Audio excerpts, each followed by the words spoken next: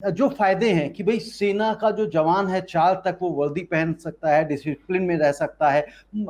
तो क्या जब वो पूरे 15 साल के लिए वो जवान भर्ती होता था तब भी तो उसको ये फायदा मिलता था, उसमें तो इसको कहीं नुकसान मतलब कुछ एक्स्ट्रा बेनिफिट्स की तो बात ही नहीं यहाँ पे हो रही, बल्कि उससे छीना जा रहा है चीजों को।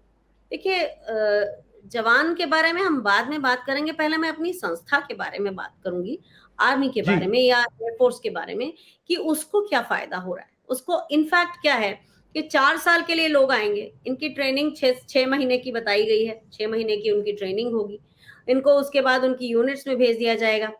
6 महीने में हम एक बंदे को केवल यह सिखा सकते हैं कि परेड ऐसे होती है, पीटी ऐसे होती है, आपको कैसे 3 मिनट के अंदर पूरा का पूरा कपड़े पहन के, अलग अलग वर्दी पहन के आपको आना है, ये सिखा पाएंगे। सेना के एटिकेट्स थोड़े बहुत सिखा पाएंगे, और थोड़ा बहुत शस्त्र चलाना थोड़ा बहुत सिखा पाएंगे।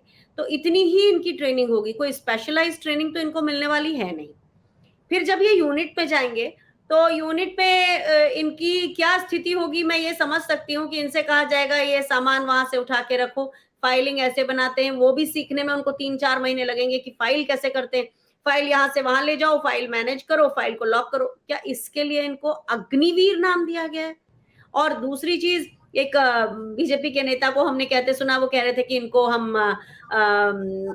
ड्राइविंग की ट्रेनिंग देंगे, बार्बर की ट्रेनिंग देंगे, वॉशरमैन की ट्रेनिंग देंगे। तो आपने फिर नाम तो ऐसा बड़ा रख दिया, अग्निवीर। अगर आपको यही करना था तो आप कोई नॉर्मल सा नाम रखते हैं। ठीक है, सेना में पहले भी सैनिक कहलाते हैं, हम उसमें बहुत प्राइड महसूस करते हैं, उसमें क्या बात है।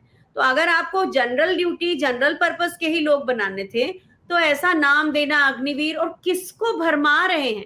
युवा तो इनसे प्रभावित हो ही नहीं रहा है ना, बिल्कुल प्रभावित नहीं है युवा। वो युवा जो संजीदा है, जो अपनी जिंदगी को और देश के प्रति जज्बे को संजीदगी से लेता है, वो क्यों आएगा ऐसी 4 साल की नौकरी में 10वीं पास करके, जहां उसकी पढ़ाई भी रुक जाएगी, जहां वो एक ऐसा सर्टिफिकेट पाएगा जो बाकी यूनिवर्सिटी से रिकॉग्नाइज तो हो जाएगा, पर एक्चुअली तो उस प्रक्रिया से गुजरा नहीं है वो।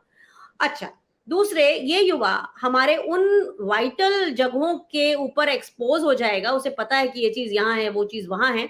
मान लिया उसके वो 11 लाख 12 लाख रुपए जो उसे मिले, वो थोड़े समय के बाद खत्म हो गए और उसको नौकरी नहीं ही मिली, तो तब क्या करेगा वो? उसको अगर कोई प्रलोभन देगा, तो क्या ये युवा, उसे लगेगा क्या मैंने बताया, इसमें क्या हो जाएगा, अगर मैंने बता दिया कि ये पॉइंट यहाँ नहीं वहां है, इतने डिग्री पर है, क्या हो जाएगा? उसको तो समझ में भी नहीं आएगा कि वो क्या कह रहा है, और सामने वाले के लिए वो इस्तेमाल जो जानकारी है वो किस तरह से प्रयोग में लाएगी। तो एक तो ये है। दूसरे, ऑर्गेनाइजेशन में आपने किसी को सिखाया, पढ़ाया, और फिर आपने उसको जो भी सीखा उसने उसके साथ में विदा कर दिया, तो ब्रेन ड्रेन हो गया, आपने सिखाया ही क्या उसको? और आपके ऑर्गेनाइजेशन को इसका फायदा क्या हुआ?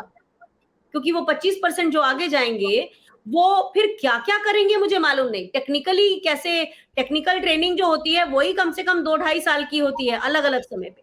तो वो क्या करेंगे? हमारे यहाँ भारतीय वायुसेना में एजुकेशन इंस्ट्रक्टर्स होते हैं जो आते ही एमए, एमएससी करने के बाद है, मतलब पीजी के बाद आते हैं। तो क्या हम वो क्वालिफिकेशन ही खत्म कर देंगे क्योंकि सरकार ने कह दिया एक ही तरफ से एंट्री होगी? ये अजीब-अजीब सी बातें हैं, इनकम्प्लीट योजना है। ये लगता ही नहीं कि आर्म फोर्सेस के लोगों ने बनाई है।